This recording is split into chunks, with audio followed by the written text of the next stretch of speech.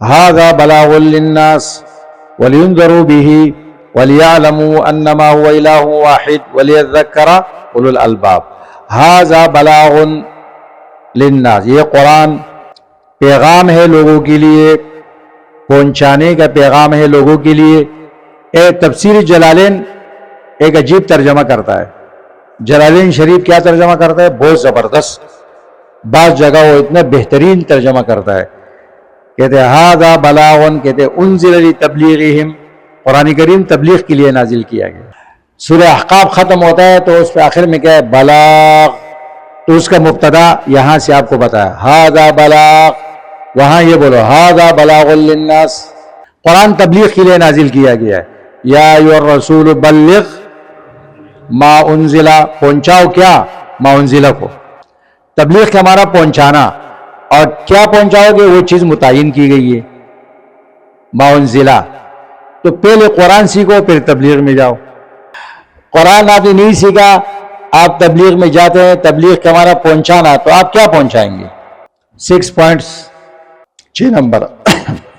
بلاغ للناس وہ اپنی جگہ پر ہے. ایک عالم تبلیغ کرے گا تو تبلیغ اصل کیا ہے؟ قرآن پہنچانا.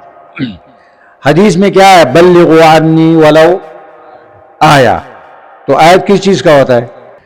تبلیغ قرآن کا ہے. بھائی آپ کو جہاں بیان کرنا ہے کیا بیان کرو؟ قرآن بیان کرو. بس آپ کو جو بیان کے لیے بلائے بس قرآن ہاتھ میں لو، قرآن سے بیان کرو. آپ کا تبلیغ ہو رہا ہے، صحیح باتیں پہنچ رہی ہے. اور آپ 50 تقریر بھی کر سکتے ہیں. ایک ساتھی نے مجھ سے پوچھا، مجھ سے طالب علم بھی پوچھتے ہیں تقریر کی کتاب بتاؤ. پہ کہتے قرآن. کہتے وہ تو ہے، کہتے وہ تو ہے، تو پھر اور کیا چاہیے آپ کو؟ کہتے پھر میں نے کہا پھر ریاض الصالحین اور بخاری شریف. بس یہ گود میں رکھو، اس سے بیان کرو. یہ تقریر کی کتاب ہے، قرآن و حدیث. اور کیا چاہیے آپ کو؟ آپ کسی مقرر کے الفاظ یاد کرتے ہیں انا للہ، اس کی کیا ضرورت ہے؟ تقریر کی کتاب قرآن کریم ہے. میں آپ کو تقریر کا گر بتاؤں، آپ ایک دن میں 200 تقریر بھی کر سکتے ہیں. تقریر کا گر میں آپ کو بتاؤں. توحید بیان کرو، شرک پر رد کرو. یہ آپ کے تقریر میں سب سے پہلی چیز ہے. اور انبیاء علیہ السلام نے سب سے پہلے کیا بیان کیا؟ توحید بیان کیا. نمبر 2، سنت بیان کرو، بدعت پہ رد کرو. ٹھیک ہے. نمبر 3، اللہ کا نظام، اس کے محاسن بیان کرو، اور کفر کا نظام، اس کی قباحتیں بیان کرو. یہ کتنا بڑا وسیع موضوع ہے، ہر جگہ یہ بیان کرو. تو دیکھو پہلا مقصد کیا ہے کہ قرآن تبلیغ کے لیے اتارا گیا ہے. یہ ترجمہ کون کرتا ہے؟ جلالین.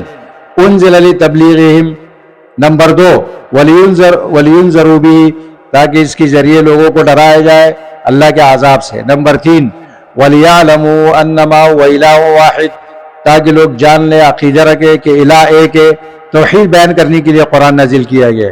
نمبر 4، ولیذکر اولو الالباب، تاکہ عقل مند لوگ نصیحت حاصل کرے.